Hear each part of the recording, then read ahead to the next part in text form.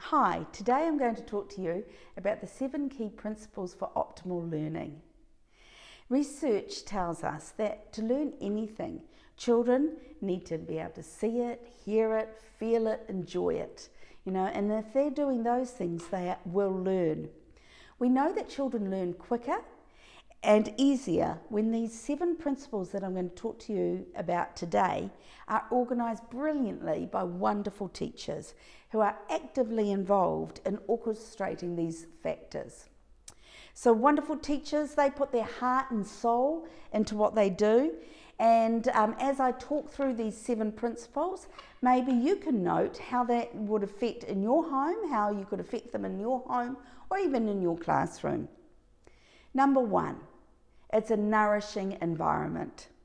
This includes the whole welcoming atmosphere of the centre, paying attention to the physical environment, ensuring that it looks and smells clean.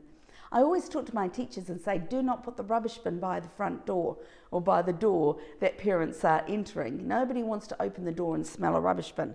So you need to be able to have a welcoming area. Create what I call a climate of delight. And that means there's variety, there's surprise, there's imagination, there's challenge. And this adds to the richness of the play, the reading, the writing, the conversations. Sharing and interactions are the vital components for the climate of delight. For a climate of delight, you have to have a strong reciprocal relationship with the children. To us, this is a nourishing environment.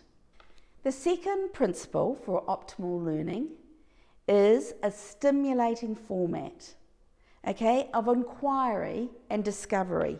It involves all the child's senses, and it's relaxing and it's fun, it's varied, it's fast-paced, it's stimulating.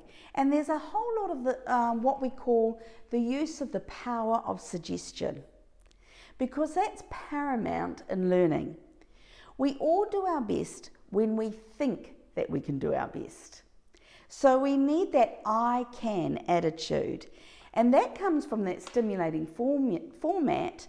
But if the teachers and parents, if you encourage that I can do it attitude and celebrate that, that will be key for the optimal learning. Number 3, a process that builds thinking skills. That includes creative, reflective, and critical thinking. Open-ended questions help develop thinking skills. So education, of course, is not only about absorbing knowledge and information, but it also involves thinking about that knowledge and that information. And when you think about that knowledge and that new knowledge and information, that will go deeper and deeper into the memory.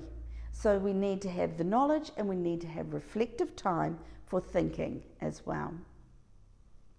Number 4, activations or provocations. In order to access knowledge, we need to have games and drama and playing and plenty of opportunity to practice that knowledge. Lots of repeated fun activities to help reinforce those learning pathways. Pride is found in providing quality resources that are designed to extend learning. So number 4 is really think about those activations and those provocations that are going to push the child that little bit further in their learning. Number 5, the 5th sort of element or principle for optimal learning is have real life experiences. So children can put into practice all that they should know. Being able to apply and use learning in situations that are real is the aim. You learn to count by counting.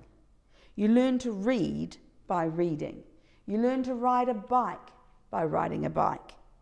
You learn to speak by speaking to others. So you learn all these skills by doing it yourself and trying it. So they need to have as many real life experiences as they possibly can. The 6th principle for optimal learning is to have regular review and evaluation, because you're creating opportunities to celebrate learning. This is easily achieved with young children by talking to them about what it is that they're learning or what has just happened, or by having teaching practices such as notice, recognise and respond.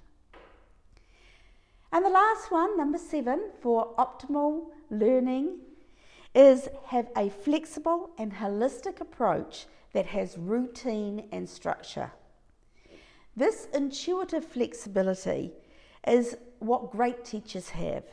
They can seize the moment and look at the wonder hooks that turn children on and move them to become active learners.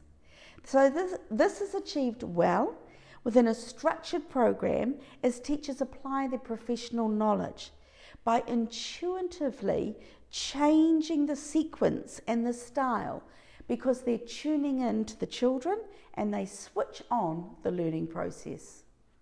So those 7 areas, shall I just go through quickly? Number 1, a nourishing environment.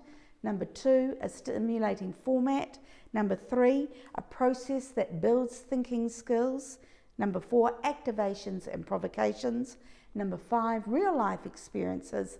Number 6, regular review and evaluation.